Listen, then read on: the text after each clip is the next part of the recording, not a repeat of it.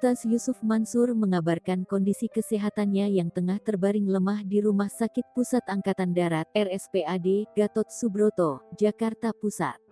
Ustaz Mansur nyatanya harus menjalani perawatan intensif karena hemoglobinnya (HB) terlampau rendah.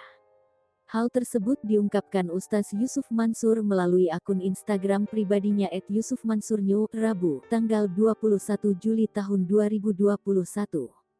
Selain HB-nya yang rendah, pendakwah berusia 44 tahun itu juga menderita penyakit lain yakni eritrosit dan zat besi sehingga harus melakukan transfusi darah. Namun saat Ustaz Yusuf Mansur merasa senang karena telah menerima beberapa orang pendonor yang siap diproses dan di-screening.